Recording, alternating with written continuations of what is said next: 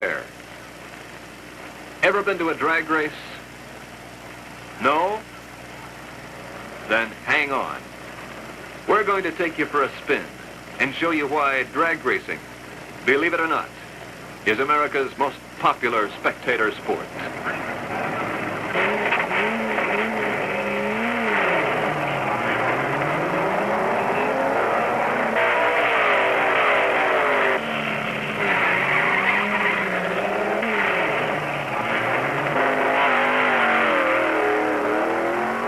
All year long, from one end of the country to the other, at hundreds of tracks, north, south, east, west, millions of people come to watch thousands of cars try to get from one end of the quarter-mile track to the other in the shortest possible time,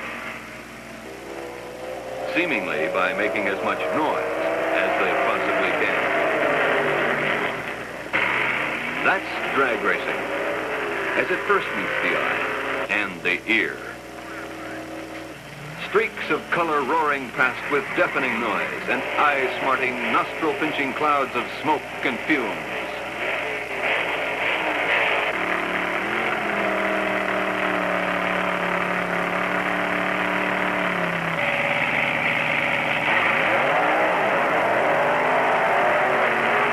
We're at Great Lakes Dragaway, Union Grove, Wisconsin, where the action is on a typical summer weekend.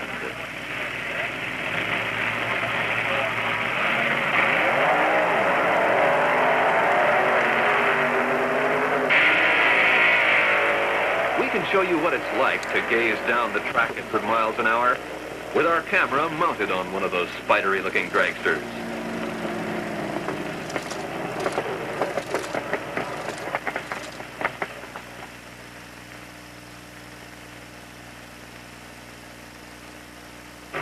Or what it's like looking back. It's what the fans come to see. A car covering a distance of a quarter mile in a time of less than 10 seconds. In fact, sometimes in less than 7 seconds from a standing start. And for those few seconds of running, there are hours of standing still. Working in the pits, taking apart, and putting together again. Assembling and disassembling. Checking tolerances to the 1,000, to the 10,000. No glory in the pits, but without the mechanics there'd be no cars, because these babies are put together by hand.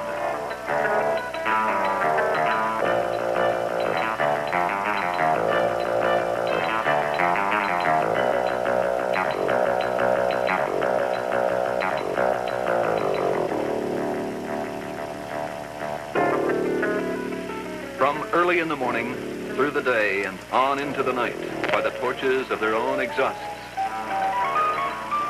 Lights, camera, action.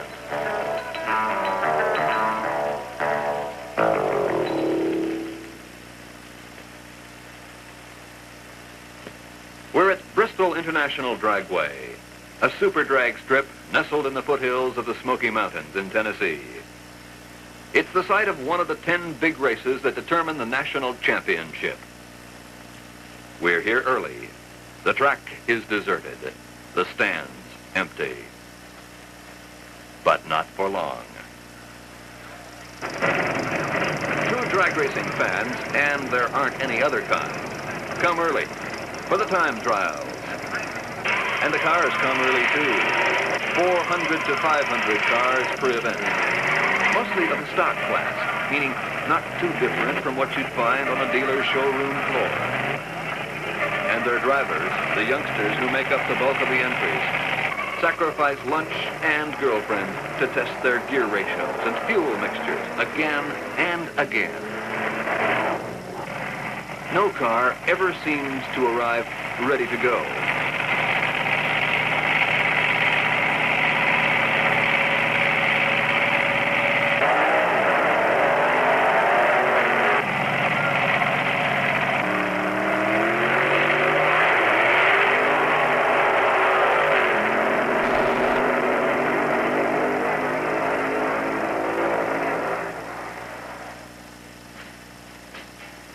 The fans come from everywhere.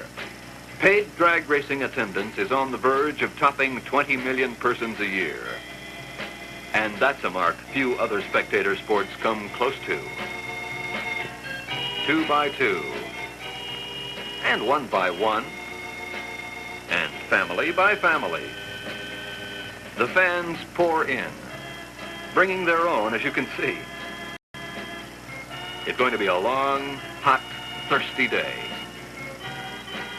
On the whole, it's a young man's sport. The average age of the spectators is just under 23 years. A recent survey showed that 40% of the crowd at the big national events were college educated. The survey also turned up 594 different occupational titles, from priests to professors, from physicians to baseball players.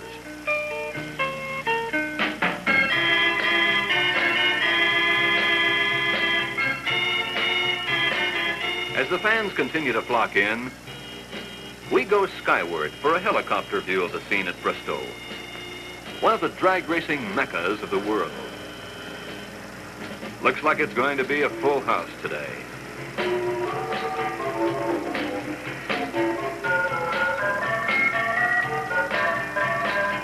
The drivers pilot the cars to fame and fortune, but the unsung heroes are the men in the pits.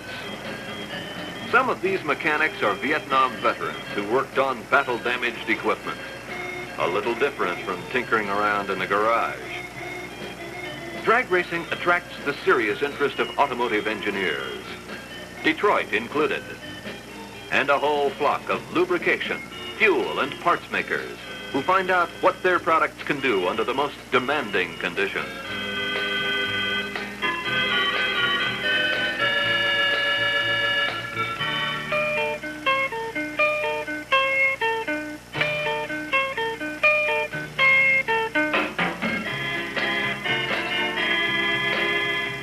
What's in it for the drivers? A top pro can clear $150,000 a year in a sport that used to offer no prize money at all. Just the thrill of it.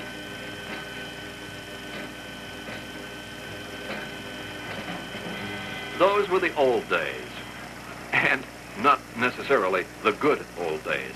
When you hitched your car to a truck and drove 800 miles to Michigan just for some local race on a beat-up track. And there wasn't even room at the end of the track to turn around, and you had to spin. Things are a lot different now. The top drivers arrive in style. Their cars are delivered in trailers like thoroughbred horses. Champion fuel dragster Don Prudhomme knows his car from inside out. Has to. These vehicles are worth $15,000 to $20,000 apiece. They get tender, loving care and very close safety inspections. Into the staging area they come, the famous drivers and the famous cars, carrying nicknames as familiar to drag racing fans as Johnny U and O.J. are to pro football fans. Names like Big Daddy Don Garlitz, Don the Snake Prudhomme, and his arch-rival Tom Mongoose McEwen, and Dick Harrell, Mr. Everything, and the American Hot Rod Association Driver of the Year in 1969. Binoculars in the control tower keep a constant eye on things below. So does John Lundberg, the famous voice of drag racing, as familiar a sound at the track as the roar of the engines themselves.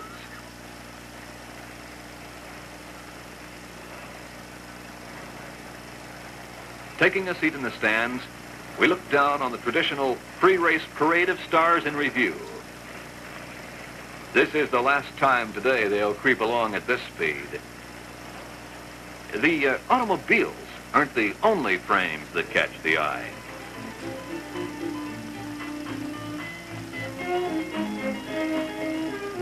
The girls in the control tower will keep track of the cars and their times as the split seconds tick off on the chronodeck. No handheld stopwatch would be quick enough to measure these speeds, where a thousandth of a second can mean winning or losing. No, that car hasn't flipped its lid. You can tell a funny car by its fiberglass body that flips up over the frame like the top of a cigarette box. As the cars are lined up, last-minute adjustments are made to flame suits. The drivers don their masks, helmets, goggles, and attach their seat and chest straps. The cars are started by outside power sources. They carry no radiators, so that once started, there can be no delay in making the run. One of the most crowd-pleasing effects at a drag race is the burnout.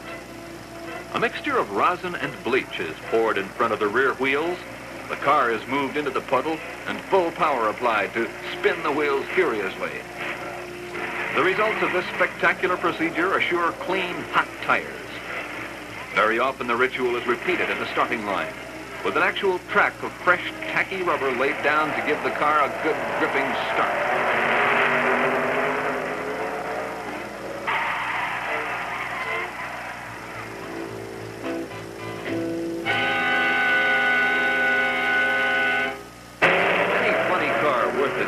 Should be able to get from 0 to 200 miles per hour in no more than 7.5 seconds.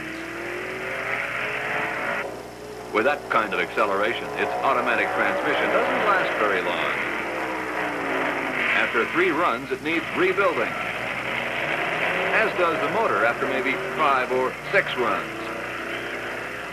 And sometimes they don't even last 1 run. Dragsters as a class are something else. They have no bodies at all, just spidery frames with bicycle wheels up front and enormous tires in the rear.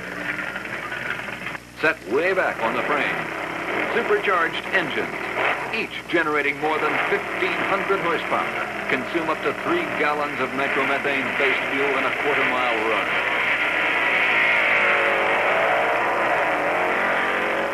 That fuel, incidentally, costs about $7 a gallon.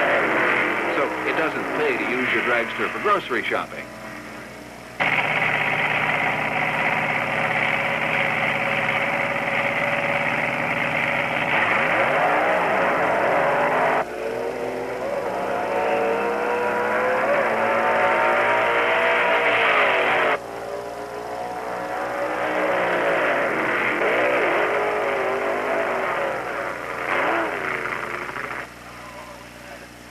The skies over Bristol had threatened rain all day, and it finally came.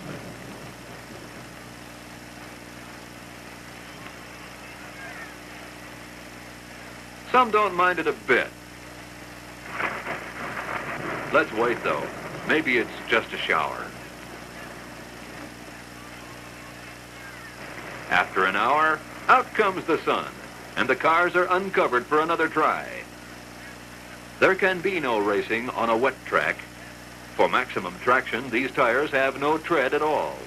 Hence their nickname, slicks. Tow cars are pressed into service to help dry the track. Some of these paint jobs cost over $1,500.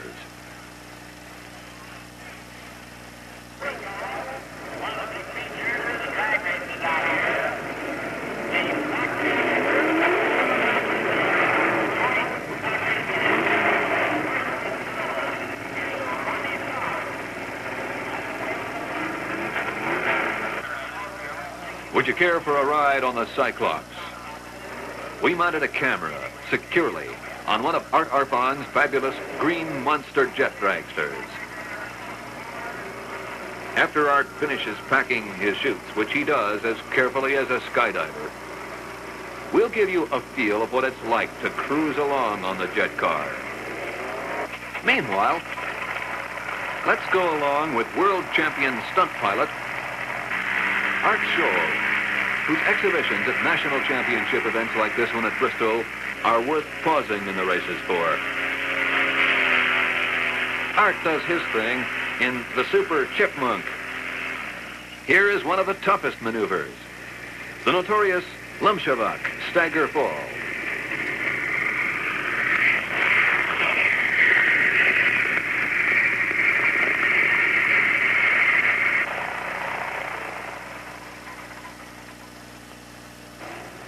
The Keisha Brothers Odyssey Turbonique dragster is capable of flying, too. All drag racers in competition have to wear flame-resistant clothing. But fuel dragster drivers wear asbestos aluminum suits and pure air masks to keep the nitro fumes from reaching their lungs. In 1959, Don Garlitz, the first drag racer to top 200 miles per hour in the quarter mile, suffered bad burns by not wearing a flame suit. He was out of competition for a year. The Odyssey has touched the 200 mile per hour mark more than once.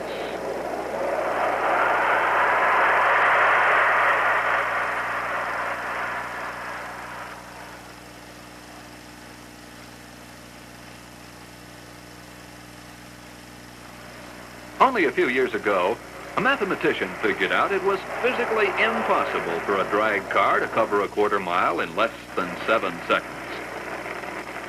The current record is 6.55 seconds, held by Don Garlitz. All you have to do is hang on. At 150 miles per hour, the wheel threatens to leap from your hands, while a force of 2 G's backs into your chest like an elephant. After a few seconds of that, you're faced with up to 5 G's negative deceleration as the chute opens.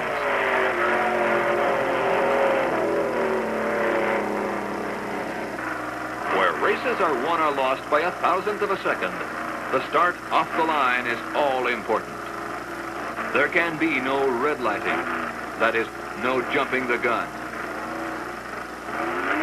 The electronic starting lights take care of that. 2 times are important to the drivers. Elapsed time, measured from the beginning of the quarter mile to the end, and trap time, the last 132 feet of the run, which measures speed in miles per hour. Cars of different classes, and there are about 100 classes in which the vehicles of every imaginable kind can compete, are matched through the use of delayed starts. The timer on the track can control the Christmas tree lights so that one car gets the go signal before the other. The driver watches the Christmas tree lights flicker down to green, and then, with a lightning reflex on the accelerator, the driver gets on it. The wheels bite. Coiled power lashes out to cover the length of the track. The sound of 1,500 horsepower amplified through 12-inch exhaust pipes is a physical blow. The mechanics, called tuners, can get help from the specialty companies whose parts they're using, like Pennzoil, Carter Carburetor Company, Win Oil Company, and the Hearst Corporation. The Hearst aid wagon comes into the pits to lend its expertise in shifting mechanisms. Even with the experts' advice, these boys work in challenging conditions, dealing with tolerances that would make a garage mechanic flinch.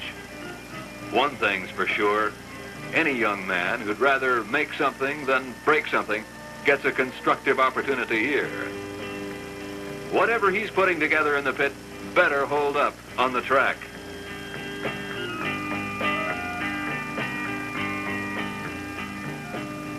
Besides being the American Hot Rod Association Driver of the Year in 1969, Dick Harrell is a top-notch mechanic who builds and services cars for other drivers. The relationship between the cars and the speed equipment industry is closer than peanut butter and jelly. And the cars proudly wear as many sponsors' decals as the luggage of a world traveler. Speed equipment sales were $500 million 3 years ago. Now, they're over $1 billion. As we mentioned a bit earlier, sometimes those horses want to go in a direction all their own. Whoa there! Hold it! You're out of your lane. Automatic disqualification. Drifting can be dangerous for both drivers. One holds up, seeing his competition has gone astray. Any car capable of speeds up to 200 miles per hour must have a parachute. And a car that can do better than 200 must have 2.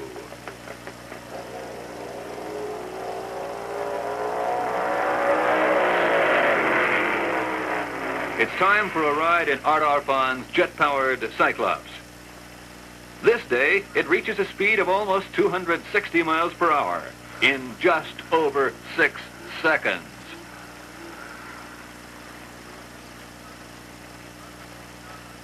No wonder. That's an F-104 Starfighter engine with 17,500 horsepower.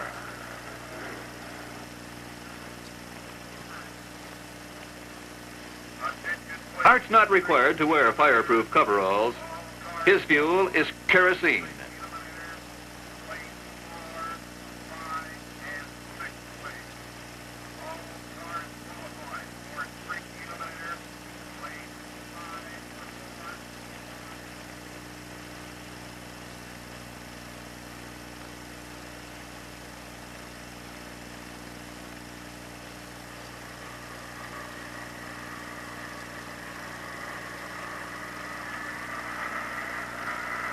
Our cameraman ducks in just long enough to start the camera.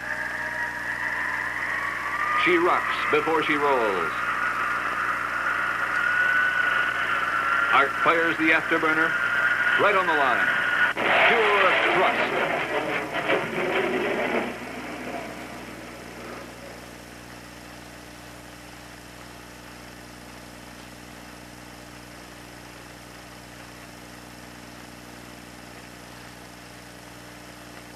Now let's see what the mounted camera saw.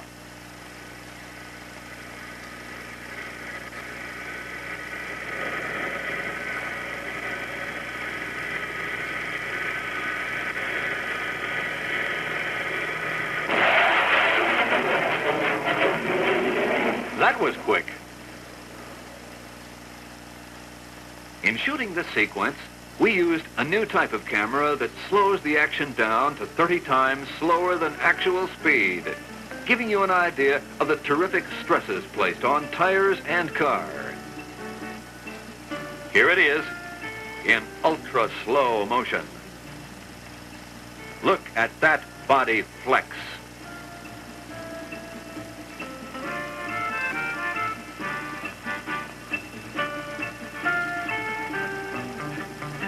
Here it is at normal speed. Looks like we're preparing the death-defying ride of E.J. Potter. 1,000 horsepower, nitro fuel-guzzling 327 Chevy-powered motorcycle. Interesting note to you fans is that they are now going to conduct a procedure at the starting line known as a slick barbecue, wherein the motorcycle will be rocked up on a stand and the tire will be warmed in a puddle of flaming gasoline. There you go. PJ is trying to bring the temperature of that car up somewhere above 200 degrees as he makes the burner out of the starting line will be completely engulfed in smoke. Keep your eyes on the death-defying run. PJ Potter out of the gate. Watch that Chevy-powered motorcycle as he makes his way down to 1320. Completely engulfed in smoke and unseen here at the car. EJ makes his way into the final dance. We can tell by watching the lights in the far end. Turning at 9.62 or 9.62, the speed on that motorcycle, 166.35. 166.35. As we saw EJ going to the ground.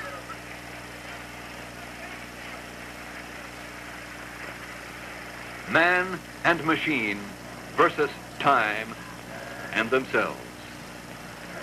The art and the science. And the nerve to cover a quarter mile just as fast as your wheels can take you. That's drag racing. A sport that may be one of the newest, but is already one of the biggest. And if you wonder where it's going, well, chances are the kid next door, who's not even old enough yet to have a driver's license, has a model car kit that he's already converted to a drag racer, complete with supercharger and other high-performance items, right down to speed equipment suppliers' decals. Even the toddlers have their Hot Wheel sets. There are a lot of youngsters these days who dream of becoming drag stars, which means more than souped-up jalopies on a neighborhood street. Drag racing has come of age. In the spectrum of American sports, few match this spectacle for color and excitement. Drag racing? Well, it's anything but a drag.